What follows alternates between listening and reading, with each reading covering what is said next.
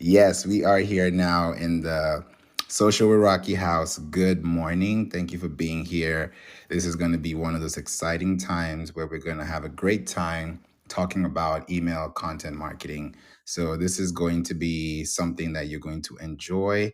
And I can't wait for you guys to learn a few things that we can, talk through today. So, and I have an offer for you. I have a really good offer that you will love. And if you guys don't take this offer in 24 hours, that's on you. So I'm going to put the link not in the chat, but the top of the room, but I don't want to confuse the audience right now. So I'm just going to let you guys come in the room, share the room on other platforms, and we can definitely take it from there. So email marketing. This is going to be very exciting because email marketing can get stressful. It can get overwhelming. It can get to the point where you don't want to send an email. You might cringe if you send an email. So, today I want to show you how email marketing works for your business and how you can apply it successfully and not haphazardly, because there's a difference between the two. You have to do it in a way that can actually attract the right people to your audience. So, definitely I'm going to give you some insights on how to do that today, and I'm going to be practically giving you something to do as an action step so that you can actually take action today and run it. Hey Giovanni, welcome. How you doing, man? It's good to see you here again. What's popping? Everything is good, favor. I've been thinking to myself that we should really tag team one of your SEO rooms one day. But outside of that, excited to be here. I got to stick with where the live rooms are. Like I'm just following everyone, making sure that I can hear people talking in real time. Exactly. That's what I was literally thinking about when they talked about in the town hall. I was like, I'm glad that they are focusing on that. They want to make it more consistent. I just don't get why Clubhouse has all of our emails, but they can't send a mass email to everyone to invite them back into the app, if there's something special they can do. And that's what I would do if I was in their team. But who am I? I'll just keeping my suggestions over here. But I just feel like they would have maximized it because there's so many users that could have been on this app. I mean, there's still people on the app, but well, that's for Clubhouse. That's not even the room discussion for today. But I'm glad that we're doing this, and I'm glad there are live rooms and we can see all this amazing stuff going on today. So I'm excited you guys are here. Welcome, Travis Michelle. Welcome, Lisa. Welcome, Rocky. Good to see you as well. My friend Ken is here as well. Good to see you. Kimmy, it's good to see you. Yona's popping in. So yeah, we're gonna get this started. And I'm gonna start off with this question. And I'm not going to say put a one in the chat. I want you actually to type it in the chat, right? If you run a CRM, if you have a CRM, if you send emails, put the name of the platform that you use in yours. I'm going to start off with mine. So I'm going to put it there so that you guys can follow through. All right. So put in the chat what platform you use. Like, what CRM do you use to send emails? So as you guys are putting it in, I'm going to ask everyone in the room on stage, from Giovanni to Rocky. If you do, then just let us know and then why. So I'm going to get back to the chat after everyone answers. So starting with you, Giovanni.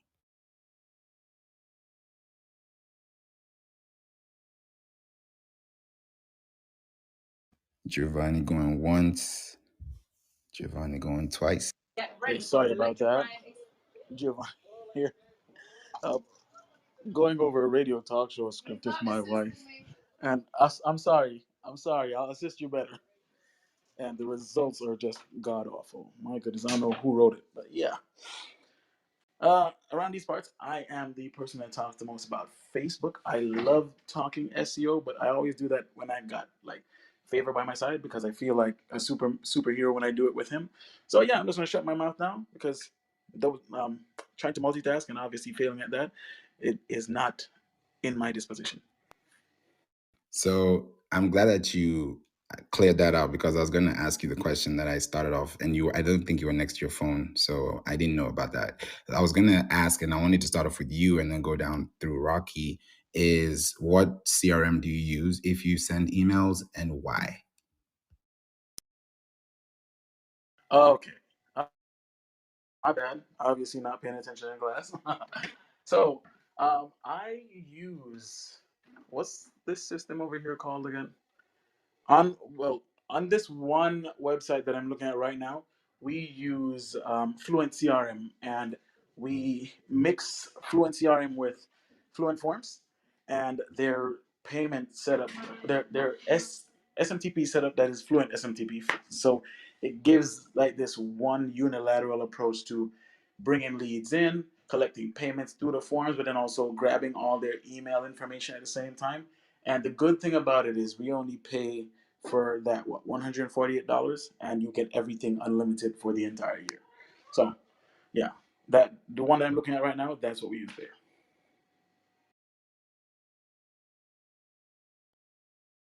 Nice, nice. Thank you. I don't think I've heard of that one.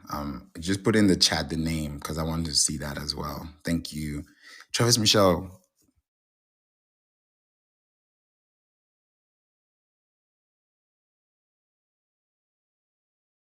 if you're speaking, you're on mute, Travis Michelle, but she might be busy. Okay, I'll come back to you, Travis Michelle. Lisa. Okay. Oh, you back. All right, go ahead. Sorry, I'm driving a stick shift and I was trying to get away from people. But anywho, I use Go High Level, and the reason I use it is user friendly. I have tried several others and I could not navigate it very well. And now that I'm on Go High Level, it tags it. I can bulk. I can just do so many things and make it pretty if I want to add stuff. It's just really user friendly. So for me, I use Go High Level and the support that they give. Plus, it's the most cost efficient because it's $97 a month for me, and I get um, everything included, and now even community. So thank you. Thank you, Travis Michelle. Yeah, Go High Level is bomb. It's really, really bomb. Lisa? Hi, good morning, everyone. I use a Weber. The coach that I had at the time that helped to set up everything for me recommended a Weber for me. I found that it's user friendly. My click rates are good. My open rates are really fantastic. So for now, it works until I find something better. Awesome, awesome. Okay. Rocky? She might be awake because she mentioned. Oh, all right, go ahead. Nope, I'm here. You called me right before I got in the car. Yes, I use Go High Level as well. And I have a question for you because you're saying CRM, but you're also saying email marketing.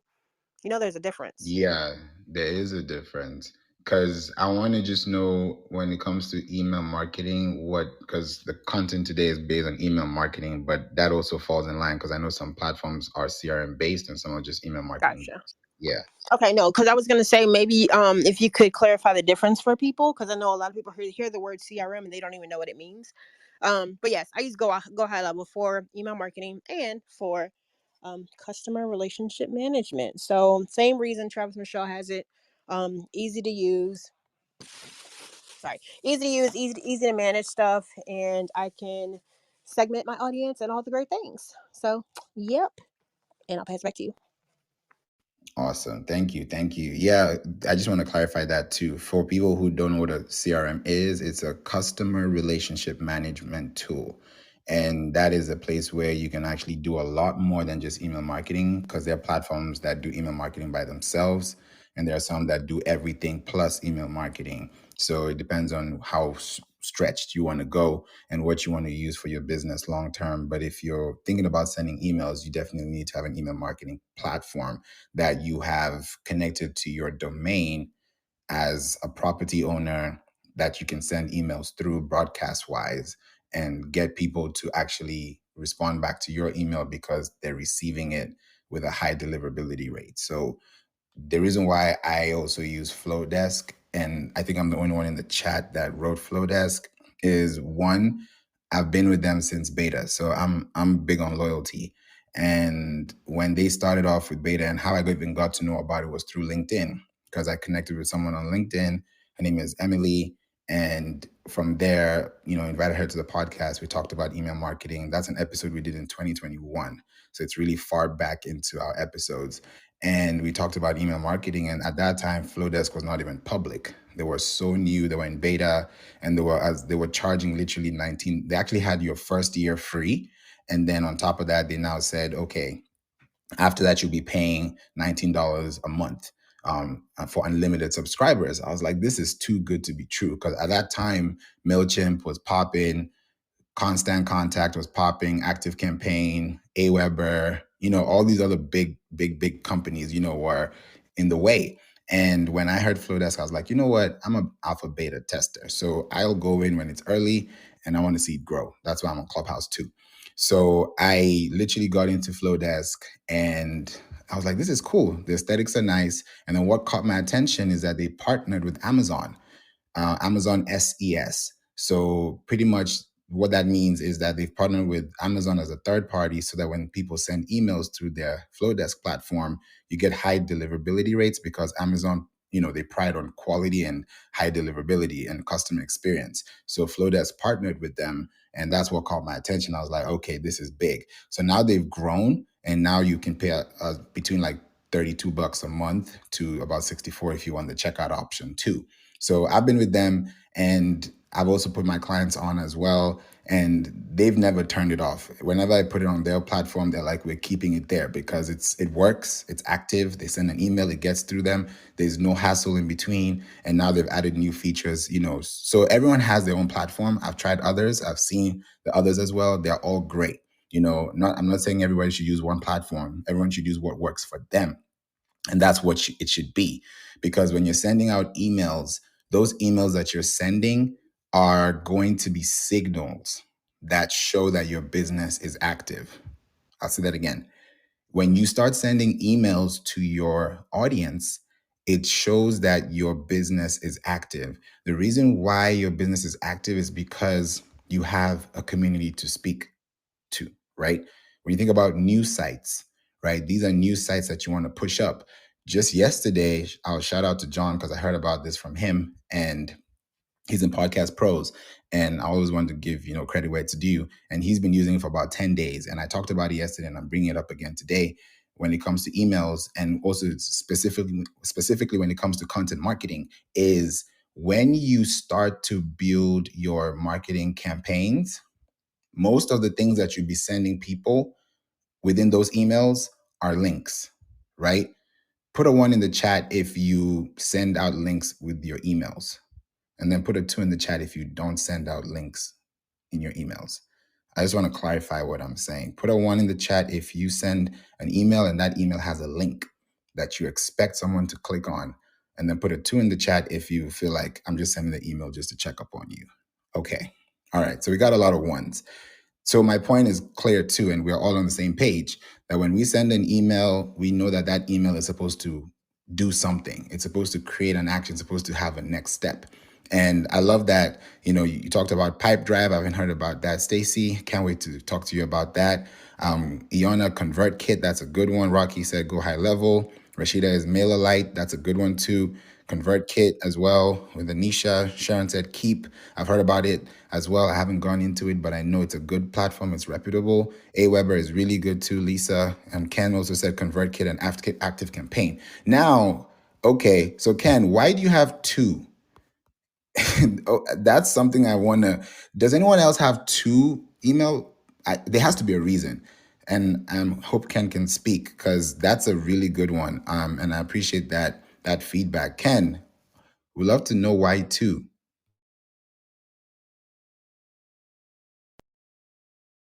Oh, I have something favor really quickly, if you don't mind. Yeah, I don't mind.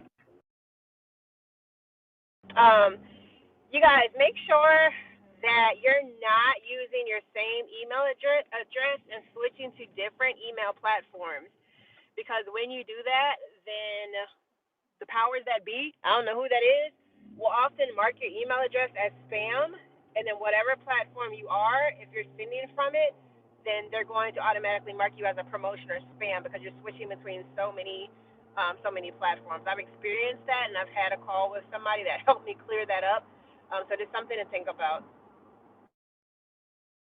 Ooh, that's a good one, Rocky. Yes, yes, it shows your authenticity as a business. And that's why I said even earlier, it shows that your business is active. When you're registering with the state and you're registering your, like here in Georgia, every year you're supposed to, pay a fee for your LLC or your S Corp or just for your corporation so that you can also be in the good books with, and you're in good standing with your state, right? And you're making a payment. But how they respond back to you is through email. They'll give you some time, some leeway, and you'll be able to receive that through your email. So if your email is jacked up and you can't receive that email and you can't make that payment, your business is not active, your bank account is frozen, it gets bad. So what Rocky said is so important, and don't let that get over your head, guys. Passing it to you, Ken. Oh, good morning. Well, the reason I use two is specifically because of the automations in Active Campaign. They get they get more granular, meaning that I can set hours in Active Campaign, where in ConvertKit I can set days. So if I wanted something to send a sequence of emails, depending on whether it's a launch or there's a webinar or even there's a real-time response, I can have Active Campaign send a automated email within hours of something, as opposed to waiting to the next day, which is the default selection, which I've used in ConvertKit. Oh, so okay, so they're for two different purposes. Yeah, one of them allows you to Now, really get specific. Like if you're running a short campaign, or let's just say you want someone who responds or opens or lands on a page to get automated email and then a follow up in a few hours because of whatever time sensitive material or lead magnet that you're promoting. Active Campaign lets you do it within hours, especially when it comes to follow up and even abandoned cart stuff. that is true. And that's where that automation comes in as well. Thank you so much for that, Ken. For those who haven't heard Ken speak before, I used to run rooms like this with Ken back in 2021, I think in exclusive networking with Marciano back then, and, all the other amazing people. That's, I think I met Rocky. I think in between that, it was just like, big rooms and big conversations. And we had those amazing rooms. And Ken was one of them that I connected with. And he's amazing. So you guys make sure you reach out to Ken and connect with him too. He's a great person. I even met him in person too. That wasn't, no pun intended, because I rhymed in between the two. I'm feeling like a Tandra this morning with the rhyming and the remix and everything. But yeah, there's so much you can learn about email content marketing. And I want you to really take this lesson today as a point of reference to start actually acting on your business. Because when you start to use these email platforms, guess what? You're paying for your domain. You're paying for the hosting platform that you use. You're paying for any subscription that you add, right? If you're using WordPress, for example, you might be paying for some plugins, some subscriptions. We do that as well with some clients. You may be paying for some things. Those are your costs. Those are your expenses, right? You may be paying for the CRM that you're using. You may be using a platform that's just email marketing, and you're using that platform and you're spending money on it on a monthly basis or a yearly basis, right? You're paying for all these things, but you forget that the content you're sending to these people is going back to base, which is your website. And content marketing with emails is one of the best things you can do for your business, because you will always be top of mind. We look at Fashion Nova, for example, for those who are, subscribed to them. They send you blasts on a daily basis. Like, it's not even a joke. It's to the point where it gets annoying, but you know that they're really pushing the brand, and you can hear them talk about. So people will be like, oh, they're annoying, I'll unsubscribe. Yeah.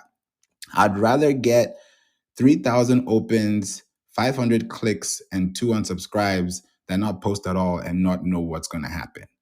Because we have this imposter syndrome where we're like, oh, someone's going to unsubscribe, someone's going to unfollow. Guess what? The more people unsubscribe, the cleaner your list gets, the better your list gets. It's like, oh, this person wasn't meant to be here. You can decide to be here or not. But if they're open, if you're getting more open rates and more click rates, you start boosting your traffic. I was surprised yesterday. I sent an email and the click rate was about 5%. It's still going up. The open rate was over 45%. And it's because I've decided initially, I'm like, okay, I send out emails, but I don't send them as much as I used to. Before, I could send one email in 2 months. That was me.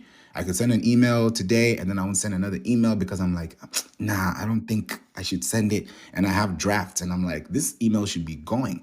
But because I'm not sending it, I'm stopping myself. I'm stopping, what's happening. So I decided, you know what, I'm going to start sending emails. If you unsubscribe, cool. If you don't, cool. Because I know that if you watch this video, if you listen to this podcast, if you come on this show, if you learn something new, then the day you're ready to take action, at least you have your arsenal ready. Because you can't be ready for battle or war, or you can't be ready for something that's coming if you don't prepare for it. You can't prepare to record a whole movie or do a whole series, or build a whole season out without building out the parts. You can't start a movie without having a script. You can't build a house without having a blueprint. The same way you can't send an email without having content. So if you have content that you can give people, and you can actually give them information they can learn and take action in, then that changes everything. I'm gonna put a link up here for you guys today, because I'm feeling very generous, and it's only gonna be for 24 hours. So I'm gonna put it up when it gets to about 11:30. That's in about 16 minutes. So I'll put this up. I'll put the link up. So I don't want to interrupt the room yet on that topic specifically. But when you think about your emails, right? And you think about what you're sending as emails, you have to position yourself and ask yourself, how are these emails being received? Is it text only? Is it heavy based on images? Is there a video? Is there a call to action? Is there a preview text? Did you send a test to yourself? Sometimes we just click send. And I just thought about something that happened. As I received an email, and someone had an email saying click here, and there was nothing to click on. It was broken. And then there's another email that came after that that's saying, oh, oops, here's the link. To me, it's like having a typo in your email or in your resume or in your research paper. You can't have those things. You have to proofread. And sometimes you may be oversight. You're like, oh, I didn't see that. Or, oh, I mean, mistakes happen, but don't let it happen twice. Because when you start showing that your business, it's the brand that they see that you're showing them. If you send an email and you tell them click here, and that link you click turns into a 404 error, you're in trouble. They won't tell you.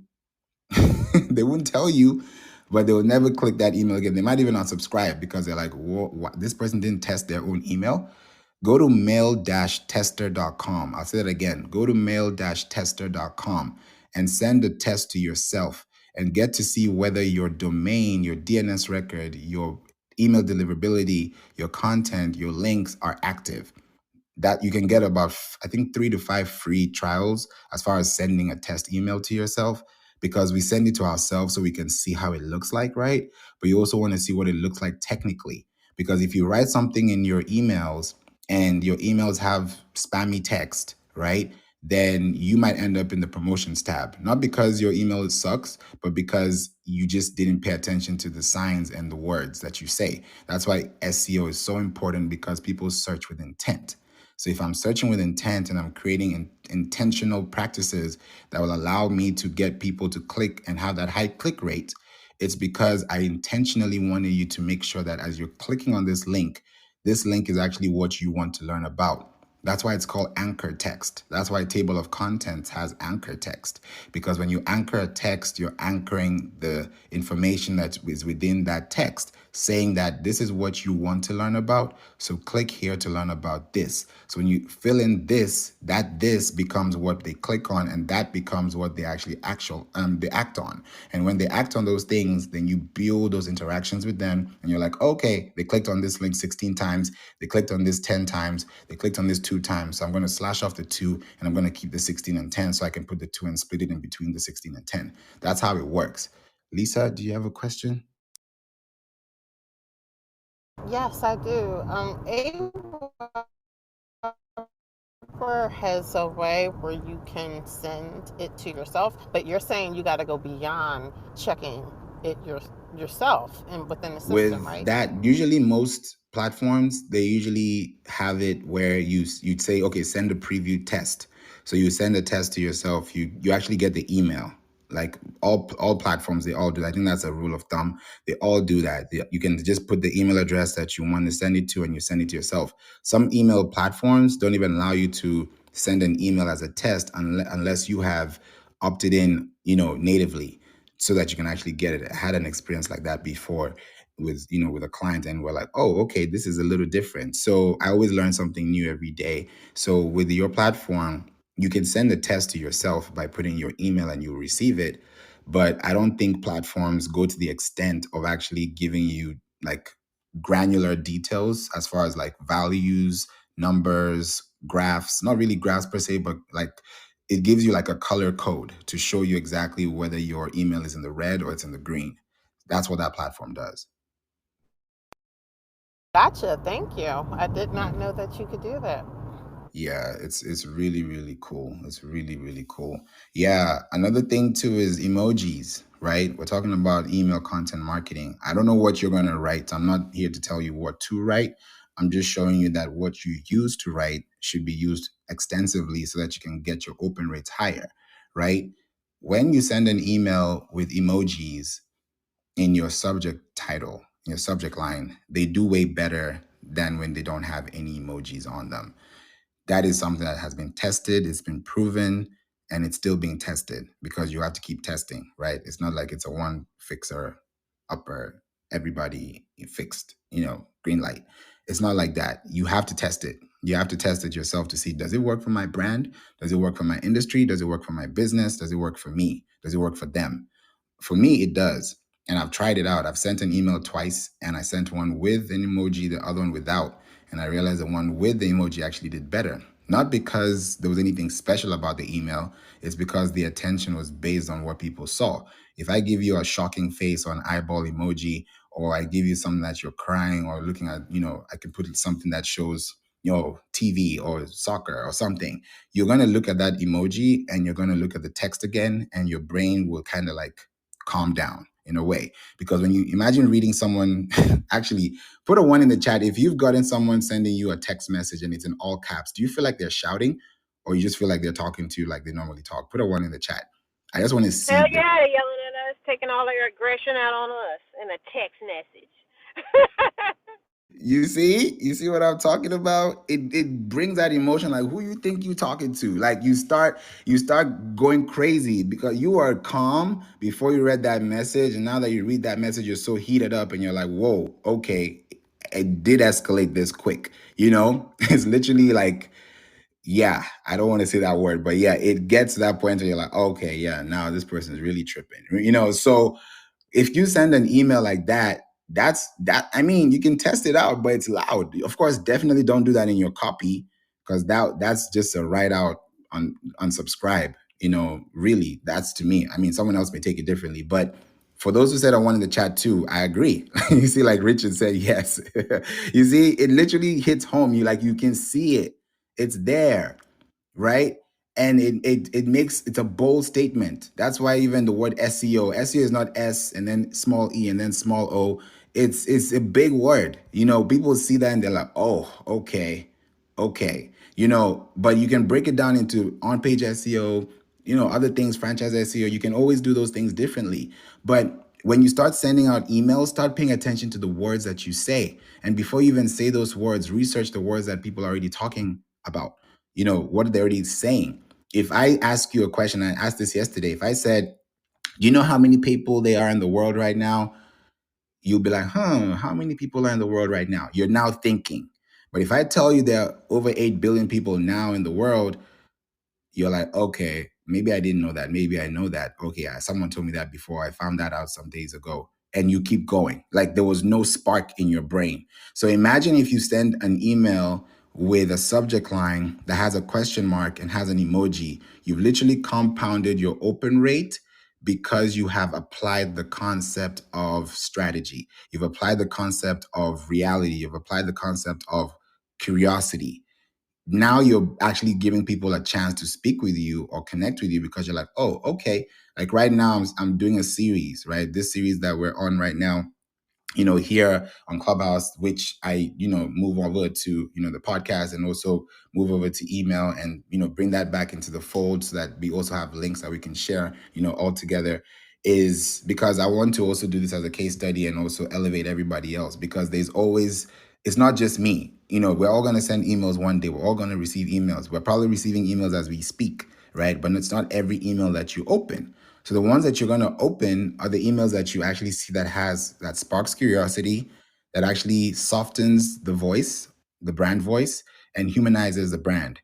So when you do those three things and you're pushing information, you're letting people see it. there's something that actually elevates your business long term.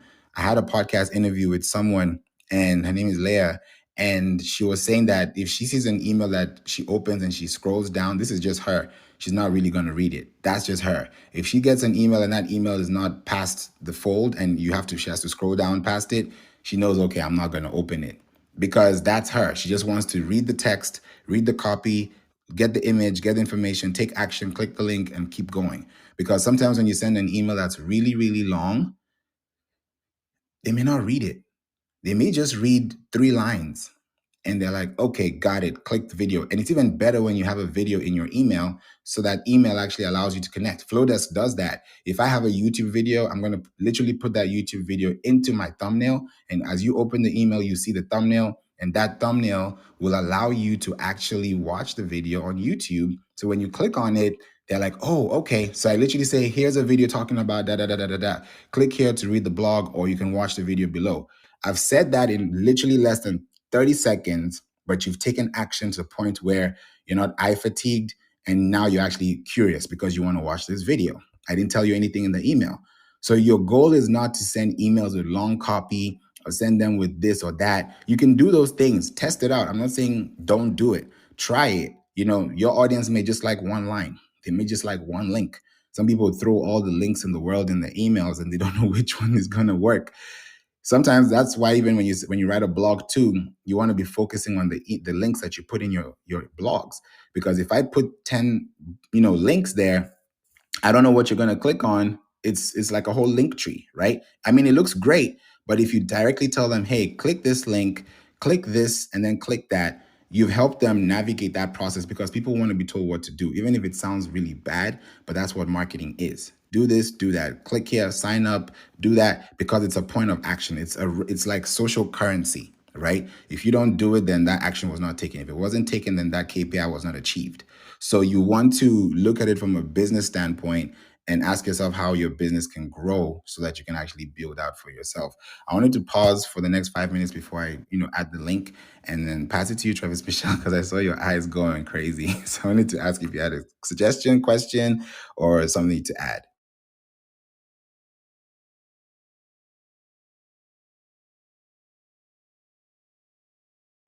Ooh, okay. She may be far from a phone too, because she's driving. Okay. Interrupt me when you. I would like to ask a question, Yeah, Favors, yeah, Felicia. of course. Yeah. In terms of getting people to click on things in your email, is it best to have the hyperlink where, it's highlighted and, that blue, or is it best to use one of those click buttons? Ooh, good question. So for me, I have seen both work. If you have both, oh, Giovanni said he'll be back. Okay, daddy mode. Okay. So you can use both if you want to. And you can also try to, use it individually. Like, I'd say test it. That's what I like to do, especially with emails. And emails for me are like the best place to test, because if it goes wrong, it went wrong, right? You can correct, as long as it wasn't a broken link or bad information or false information, then you're good. If it didn't work, at least you tried, right? So what I would say is send an email within a 12-hour cycle, right? Prioritize it based on the one that is important to you as far as the button or the link. And then you say, okay, 7 a.m., I'm going to send the one with the button. And then 7 p.m., I'm going to send the one with the link. And then I know with Flowdesk, why I love it so much is that after 24 hours, you can resend the same email. And that email will literally turn into it's like a sub email that you receive. It's like you didn't open it before. When you put the RE next to it, it literally sends it over to you, and they're like, oh, okay, I skipped this email. And people still click on it. So that actually extends my click rate and open rate as a campaign by itself. So if you send an email within a 12-hour cycle, Lisa, and you realize that, okay, people are clicking more on the button, I would say, okay, next day I'm going to flip the switch, right? I'm going to start off with the link in the morning. I'm going to end with the button in the evening. And then look at those two, right? And see which one did better. You've sent 4 emails, 2 templates, 1 message. So if you do that and you flip that and you actually see that, okay, people are clicking on the buttons more than the links, then I'll stick to the buttons. If they're clicking more on the links more than the buttons, I'll stick more to the, to the links, or vice versa, really. So when you use that method, it actually helps you exchange those things. And then it gives you more clarity over time if you really want to take action on those things for your business. And there's so many ways to go about it, but sending the emails to me, I've realized if you use both, they work. But what I've come to actually see, and that's why I had a 5.1% click-through rate or click rate, is because, and that click rate is coming within the email. The open rate is coming before you click into the email. So why I got that high click rate is because I use social links now within my email, and I also use actual hyperlinks, because those hyperlinks are anchor text based. So if I'm talking about, like, download, because for those who are going to sign up, very soon, you're going to, get that email and you'll be able to see what I'm talking about. You'll see the button there and you'll be able to click on the button, but you can also click on the link. But those are the only two things you'll see. And you might see social media icons, but that's in another email. But when it comes to like really getting people to pick on the link to click on, you want to focus on which one are you looking at and giving priority to. And then the color, like you said, also makes sense. Because for me, I've realized with blue, it makes sense because look at this. Google, whenever you go on Google, they have, I think, 3 or 4 colors on their logo, right? But they use blue as the link that you click on, within Google search. So it just makes sense to click on blue because blue also shows trust. That's why banks use blue with their logo to, signify trust. So it all goes into the psychology and the marketing. So I use blue because I know some people use their color because it's their brand. They can use pink, yellow, brown. You can do anything you want. But for me, I go with blue because I know that just increases the trust, and because it has worked before and people click on the link, I don't want to confuse my audience because I changed the color from blue to red. So I can do that in between maybe once in a while, but I should be focusing more on what's working and then doubling down on that. What do you think? That sounds about right. And I was going to say something that I was told, I don't know how true it is that when people see red, they think to stop. So to not use red, if you want someone to click on a certain link. What do you think about that? I think that comes into the urgency. Like for me today, there's an email I'm going to be sending out, and the color is red. So I'm really giving you guys a heads up. The color is red, and I usually use blue. So if I use red once, that means as a business, as a brand, the color also signifies what I do with my messaging. So we're not just choosing colors, in between that. So if you're using red and I know that, okay, this is a link that if I click on, it's going to be only for 24 hours. If I come here 48 hours after and that link is not working, it's not working because that red is like a stop sign. So it's telling you take action. It's also telling you to stop. It's kind of like a double entendre if I put in like a musical way. So if you yeah, so that's how I would see it. And that way allows you to also connect with people, and it also shows your brand in a subtle way too. Yeah. Ken, I'd love to hear your thoughts on this because I know you're big on strategy, color, design. Even your background is full of purple and yellow. So let's talk. As far as color selection, I think one of the rules of thumb that I've always used is anything you want to call attention to has to be a completely different color than anything else on your page. So that's why you'll probably see, just as a rule of thumb, blue, because traditionally white emails or emails had a white background. I mean, way before dark mode and such.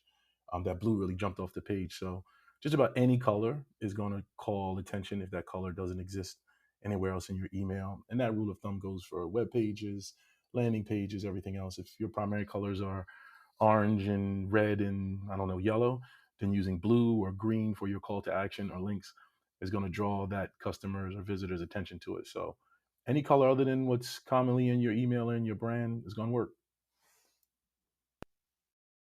I think so too. What do you guys think in the chat? Put in the chat, what color do you use in your emails? Because I know a lot of people said one. That was a good one, Ken and Lisa too. Put in the chat if you send an email, what color do you use to highlight your call to action, whether it's a button or it's a link? I want to see that in the chat really quickly because I think that will also help us, get to see what we're talking about today. Let's see. Let's see. Okay, blue. Okay, Lisa. Richard, blue. Okay, blue's winning. Let's see what color. I want to see. I want to see this. This is going to be really exciting. Okay, I'll give you guys a few more. Oh, blue. Wow. Stacy and Kimmy. Wow. You see, the blue is so different now. Wow, blue. Sometimes green, red, and green. Okay, Empress. um Burtons. I like that. Yes, I definitely see that. Okay, so we can definitely see that blue wins, red, and sometimes green. Yeah, I knew it was buttons. I was just messing around with the word. The typo was funny. But yes, definitely blue is the way to go because it just builds out trust. And then if you also want to take it a step further, like for me, when you get this email, you're going to see a blue link, you'll see a red link. Now, blue link will show you that, okay, here's something I can read. And then the red link is here, you can actually take action, right? So when you see that, you're like, oh, okay, now it makes sense as a business on why I need to, build out my strategy and build it out in a way that actually gives me, long-term success. So there's a way you have to focus on giving people quality in your emails so that when they actually sign up to your emails, they can actually enjoy what they're getting. Because when you give out emails, you want to think about, okay, if I'm sending an email and you're taking action here, then what does that mean for me? What does that mean for you? So you want to start thinking about it from that perspective and building out your structure as well. When you send out an email too, right? You're sending out an email to send a message, to actually raise a signal. That's why whenever you get a newsletter from LinkedIn, or you get a YouTube video from someone who posted on your content, you're going to get that email directly because it's like, hey, your favorite subscriber, your favorite channel, posted this, or someone commented on your channel, or somebody commented on your video. You're getting those email notifications because those are signals. So if you have signals that you're sending daily, just like we need signals for communication, right? We need signals. If our signal is janky, then we can't really connect, right? So if you're sending signals to your email list, that is an indication that your business is active. And that is so subjective too, because some people thrive on referrals and, traditional marketing, which is also still good. It's all marketing is good marketing.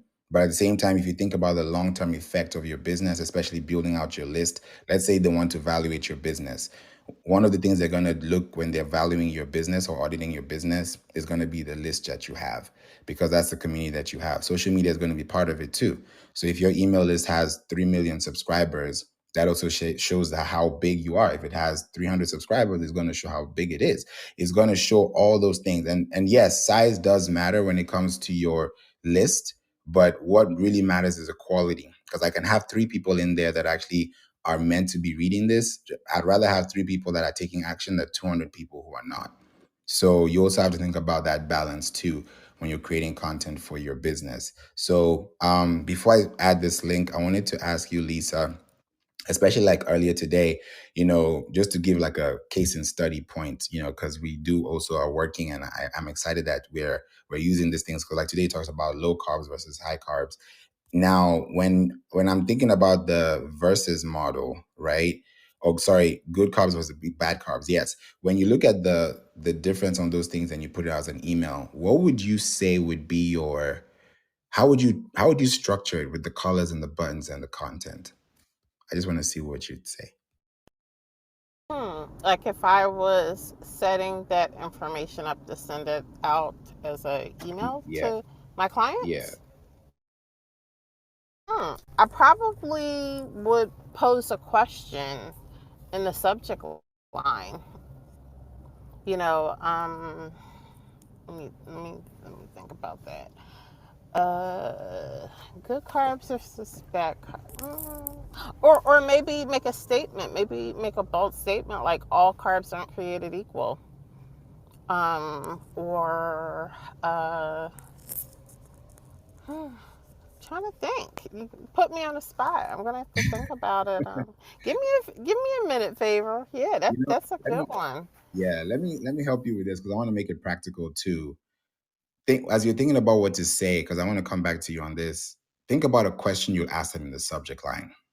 Like, I'll give you a sample example. This is going to sound funny. Are you carb friendly? Question mark. Put an emoji.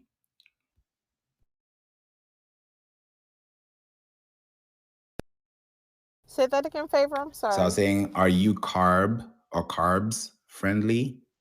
So you can compound the name with a hyphen, hyphenate it, and then ask a question with a question mark, and then give the emoji. That's a sample to me. I wouldn't say do it or not do it, but I'm just giving you a sample. So if you want to like structure it out, because it's going to be good carbs versus bad carbs, you can use that as well. But if you also strike it out with a question, are carbs good or bad for you? Question mark. You can use those keywords in between that so that when people are like, oh, okay, instead of saying it's bad or it's good, that question mark already sparks curiosity and that already allows them to open the email. So the goal is not just to send the email, it's also to allow them open the email. So when they click on it, it actually helps them get further through that email list or through that email funnel or even the messaging that you're trying to send. Does that help? Absolutely, and I'm going to use it. I have a newsletter due. I'll tell you how it goes. Hey, I'm excited. I'm excited. Welcome back, Rocky. We were just talking about emails and how you can send. Hey. Hey, favor. Yeah. Sorry, I was in the Well, I yeah. was in the elevator, then I had to get my blood drawn, so I was trying to decide on if I was gonna pass out or not. But I'm back. Drink some water too.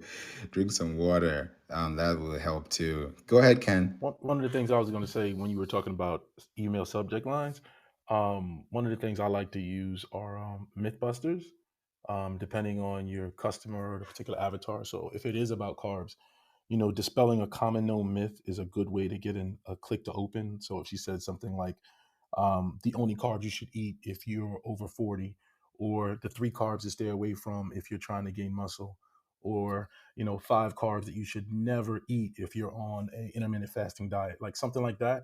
It's like a myth buster, and folks are always curious about what I thought was correct might not be correct, and that curiosity and open loop gets people to open emails. Ooh, Ghostbusters. You got me thinking now. That's a good one. That is a good one. Yeah. Rocky, how do you use your emails? Do you spark curiosity in the subject line or do you just tell them right out, like, this is what it is? Because Ken said something really good on that too. I tell them what it is. Lately, I've been doing newsletters, but in my subject line, I do make sure I use emojis. My open rate is actually really good. I have over 4,000 subscribers, and I think it's at like a 3, which I think is good. I heard it was good. So I use like a little rocket ship, some kind of like cliffhanger. Last night I just straight up said, flash sale, or I'll straight up say 50% off. I know sometimes that goes straight to spam. But another trick for me, favor, even, I can use the subject line, is I make sure that I make people reply back to me. Like I did when y'all signed up for the boot camp. I'm like, hey, reply, I'm in. That way you'll get this freebie, because when they reply back, then, they'll associate that with a relationship. So I try to do that as well. But for the most part, it's direct. Ooh, that's a good one. That's a really good one. Yeah, anywhere between 2 to 3% is good for an open rate. Sorry, for a click rate. And then for an open rate is anywhere like above 20%. 30% is like solid. When you start hitting the 40s and the 50s, yeah, it starts to just get better. And it actually shows that your content is really rich and you can push out your content even further. So yeah, anywhere between those percentages are good. And yeah, and then of course, when you segment your emails, it's even higher because of that closeness, especially because you're sending it to people that really needs that. So that's a really good one. Yeah, emails are big, y'all.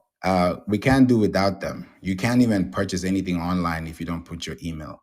That's how important it is. You can't even set up or sign into an app without putting your email. So it just tells you how important emails are and how you should not ignore them as a business, because that's what validates your business. And what even validates it more is when you use your email marketing, platform, and you sign up with your work email, right? Your professional email. There's no way I can send favor@gmail. I don't have an email like that, favor@gmail.com. People, if they see that, they're gonna you will not even get the email. It might go to spam because you're using @gmail.com. You don't own gmail.com, the domain. So when you start using your domain and you start pushing out your content because it's your intellectual property from your website, then you're pushing out information that people can see and they can actually trust that because it's coming from you, the source. So when you start sending emails out like that, it starts to change how people connect with you. And that allows you to grow your business even further. If you don't send out the email, how will you know that email actually went? Like, would you really see that email? No, you won't really see that email because the email has been sent. You didn't really know if this email was going to work or not, but because you sent it and because it went to the right person and they saw it and they connected with you, then you're always doing something right. Because if you don't send out that email, how will you know that that email will work?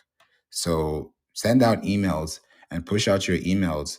Another thing too, I'll say this really quickly, is using emails to qualify your leads, right? Using emails to qualify your leads. That sounds like a catch 22 in a way, because when you use emails to qualify your leads, you are sending them emails that have feedback responses like click here, to fill in this form.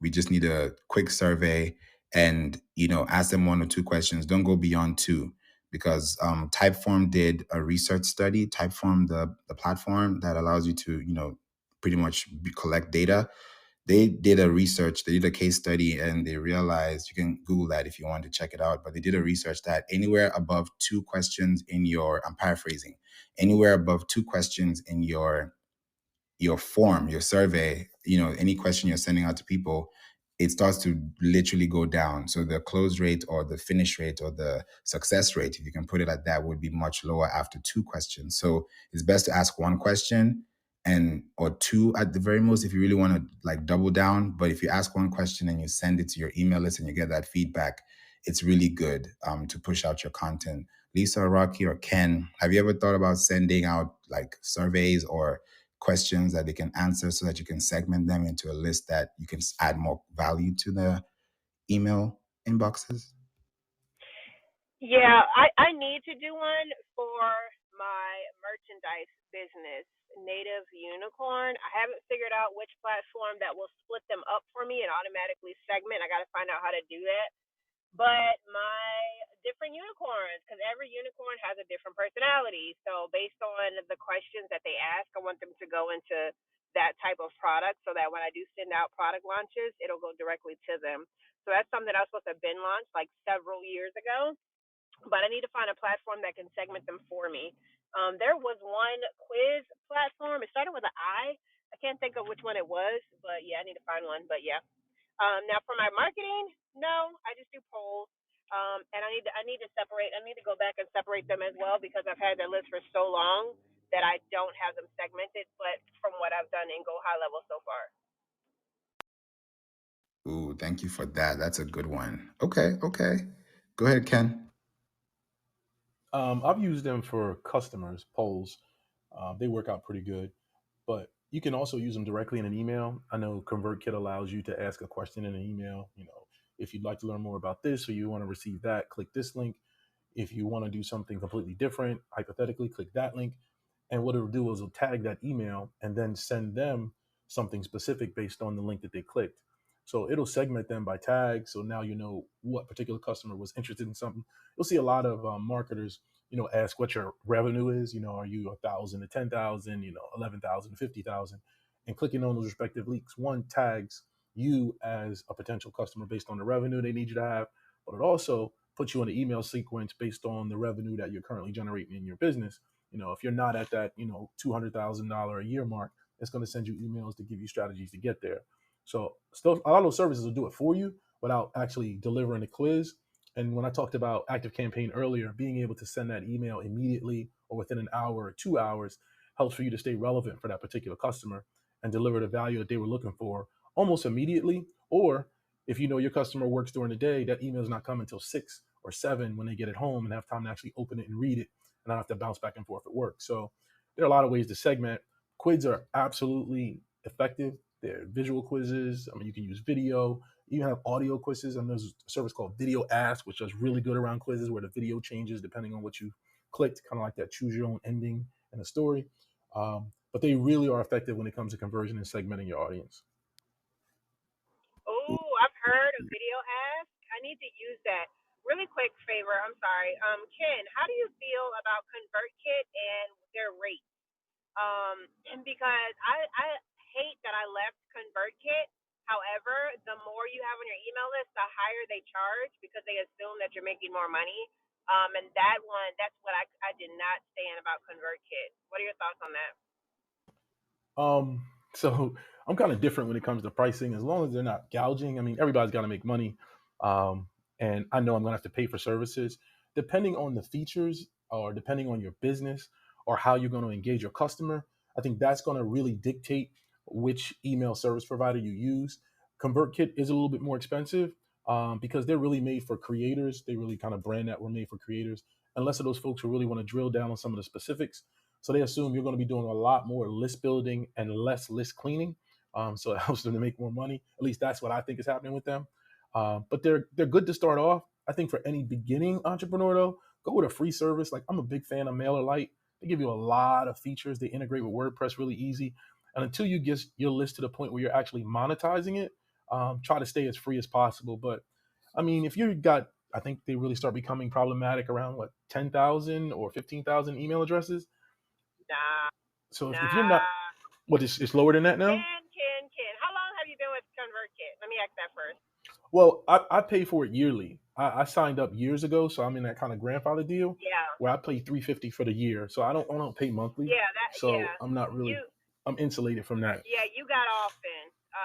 And this is from a perspective of someone. I've been using them for 2 or 3 years before they crossed over into that creator space. So I had them, and I only had about, maybe 1,000 followers. It was about $60. As soon as I crossed over into that 4,000 mark, they want you to pay close towards 200 to 300 a month. No, that's A ridiculous. month. So you were lucky with the grandfather part, but that's another piece. I like that you brought up the free because they're really good at starting out. But that's why I switched over personally to go high level because it does everything for just $97 a month. And when he said, stick to the free until you build, find you a platform that doesn't, you know, um, hurt you because you're growing, if that makes sense. I know they have to make money, but ConvertKit has gotten absolutely ridiculous when it comes to the pricing. I felt robbed, which is why I left them, and I got super sad about it. So I just wanted to hear your thoughts, but it makes sense because you were grandfathered in, so you don't see the struggle everybody else does with them. Yeah, I'm sorry they're robbing people. Yeah, that you see, emails are just it gets so crazy, and sometimes that's why we cringe really quickly, to send an email. So I really appreciate that you said that too.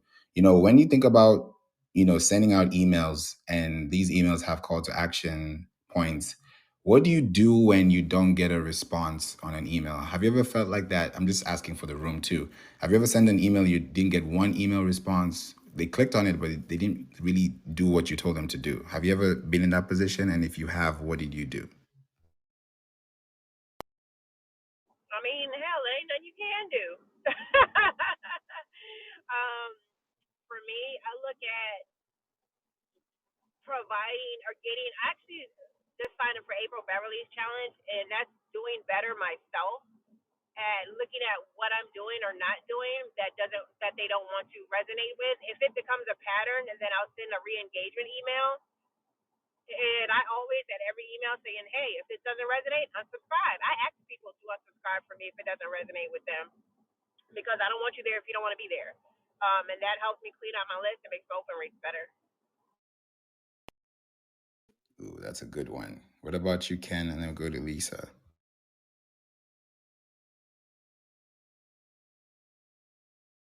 I'm sorry. I was I was looking up the pricing of ConvertKit because she had me shocked. I wasn't paying attention. I'm sorry. No, it's all good. What are your thoughts? You see him, Ken? Yeah, I don't know. What They are may your have thoughts? changed their pricing, but for 5,000 subscribers, it's $79 a month. So, and I know their pricing has changed up and down because there was a time that I looked at it and was like, this is ridiculously priced. But I mean, right now and that's a monthly buy, it's $79 a month for 5,000 subscribers. And I would only say this, not to, as far as pricing is concerned, the one thing that I'm really learning about email is and I'm sure you've heard this, you don't need a really, really big list to monetize.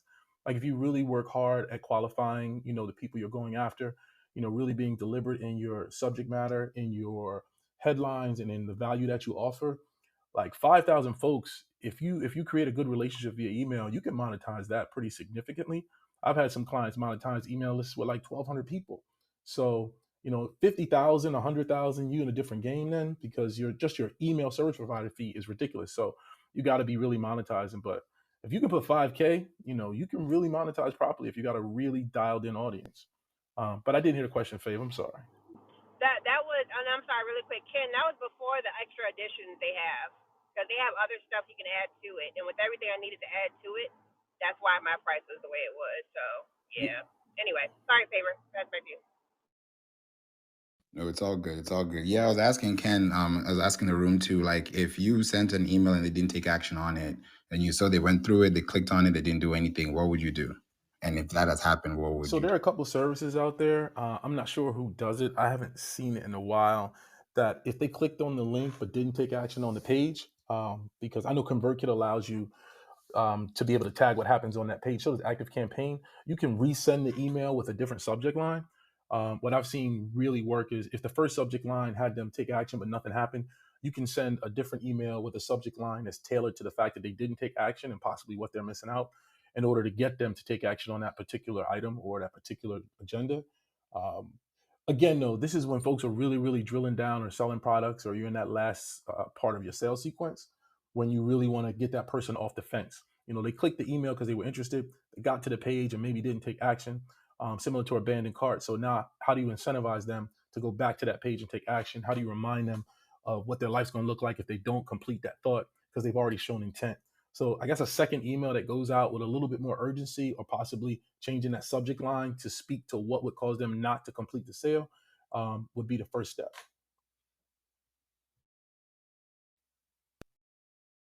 Ooh, I love that. I really love that. And I think also getting to, for me, what I would do is, send, like you said, to send an email that will also ask them why they didn't, or do a video, have a video, put it up there and actually tell them the reason, or what's stopping them. Like tell them the reason why they're not doing it. And sometimes people are not aware.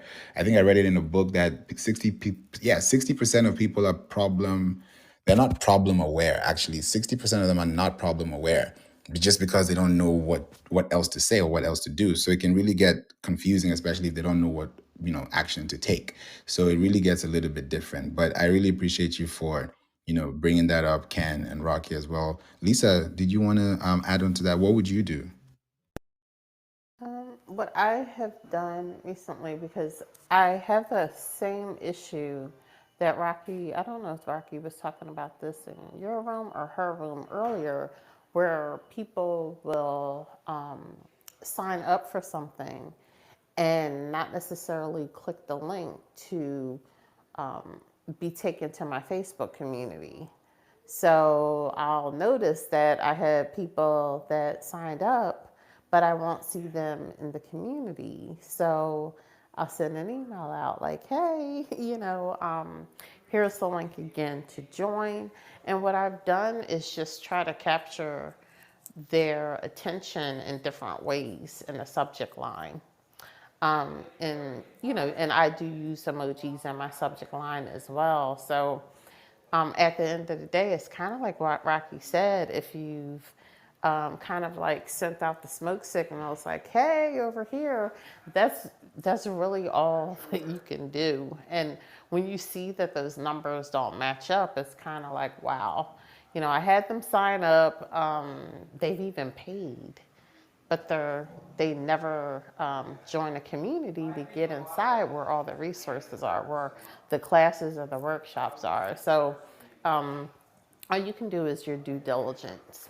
And I at least have tried with some people maybe like 2 or 3 times. So at the end of the day, I'm thinking like I've done everything that I could. So it's on them. If you know that you're a part of a challenge or a workshop, or you have the date in your calendar, at least leading up to it, you should say to yourself, I wonder why I haven't received any additional information, or I know I'm supposed to be in a group, so maybe I should follow up. So all you can do is what you can do. That's true. And you said the same thing Rocky said too. You can't just I mean, you tried, but if they take action and they do it, that's good for them. If the doctor tells you take this how many times a day and you don't, well, that's up to you. So it's really up to you. We all have choices to make and we all make those choices, and eventually we look at our choices and we're like, I wish I could have, yeah, it happened. So I definitely want to appreciate you, Lisa, Rocky, and Ken as well. I think, Ken, this is your first time maybe connecting with Lisa and Rocky. I may be mistaken. Yeah, Just check. I'm just kind of getting back on Clubhouse. Getting back working with you again, just seeing how we can help people with all the stuff we've experienced over the years. So true, so true. Yeah, thank you so much. I appreciate that. Awesome, guys. So we have a minute left, and please make sure you click this link up top because I want to be very quick on this too. I do have something for you that I'm excited to share with you on this, really, really good day, September 20th, right? The link up top, if you click on the link up top right now, click on it, save it in your browser because when the room closes, the replays are on, but I'll be taking them off. Right now, I'm just, putting them together so you guys have ample time because I know everyone's doing different things. So eventually you will not see the replays, but make sure that you click the link up top here in the description and click on the link because this is a 24 hours. You're going to save $950 if you click on the link right now and you literally sign in, get your name, put your name and your email. You're going to get an email that's going to lead you to, and I actually put a screenshot so you can see where you're going because sometimes visual communication is best, especially when it's time sensitive. So click the link. And once you click on the link, you'll get an email, check your email. And then once you click on the button or you click on the link, it will now take you to the place where you will now get this and save $950 today. The code is 47. So you're getting this for 47 bucks. So by the time you buy it today, by this time tomorrow, it's 12 p.m. By 12 p.m. tomorrow, it's gone. That code is gone. So click the link right now, sign up. As soon as you sign up, you get an email, take action. Don't wait. Because if you wait and we're here tomorrow and you didn't take action, don't come asking me for that coupon code. It's in your email. So click on the link and it's $47 only, 24 hours are left. And you can start now. So that's why I didn't put this at the beginning of the room because I didn't want to disrupt the room. But yeah, make sure you click on the link right now. I'll give you guys some time to click on it, to save it in your browser, or just come back, listen to the replay and get it. If you're already signed up before, check your email and you'll get it in there as well. As we leave, put in the chat, actually, because I wanted, for those who have taken action, right? If you've taken action on the link above, put in the chat what your biggest takeaway has been from today's conversation, whether it's Monday's, yesterday's, or today's. What is that, number one thing that you're taking away? Because we need to get into, the next room as well for Travis Michelle really quickly. So if you have been able to take action, click on the link and then put us in the chat. What is your biggest takeaway? If none of y'all are saying anything, it's cool. We can now move over to the next room because I don't want to take anyone's time either. Okay, Lisa said, utilizing SEO in email marketing. Ken said to use more quiz or polls in email marketing. Yes, that's a big one. That's a really big one. Okay, awesome. Using emojis. You said using emojis, Yes. right? Yeah. Lisa said it well. Using SEO, it's so, so important. Kimmy said I need to delete all of my drip emails and start all over. Don't worry, Kimmy. It's gonna be okay. It's gonna be okay. We'll make sure that it works out for you as well. So yeah, thank you so much. Dr. Sharon said I have to get my emails together. Yeah, Dr. Sharon, we need to take action today. We need to take action today. We can't wait for tomorrow. We got to take it today. Awesome. Okay.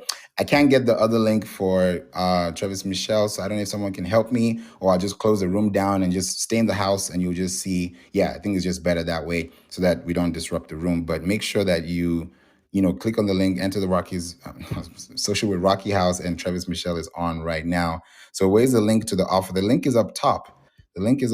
But I'll put the link in the chat for you guys as well, just to make sure that you all get it. So click the link in the chat or click the link at the top of the room. And once you get that, you're going to get an email immediately and take action immediately. If you don't take action today, it's gone tomorrow. I've never done this before, but I'm just doing this because I'm feeling generous and I want to help you guys really take action today. So click the link. You're welcome, Stacy. Yeah, so click the link. It's only $47. You're saving $950 and you're getting the full experience plus the training with me.